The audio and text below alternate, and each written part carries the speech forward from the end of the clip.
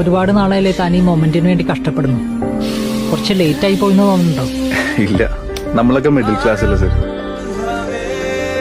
ഇങ്ങനെ ഒരു ദിവസത്തിലേക്ക് എത്താൻ ആരെ ഹെൽപ്പൊന്നും ഉണ്ടാവില്ല. നമ്മൾ തന്നെ സ്വയം കണ്ടുപിടിച്ച് കഷ്ടപ്പെട്ട് തന്നെ വരണം.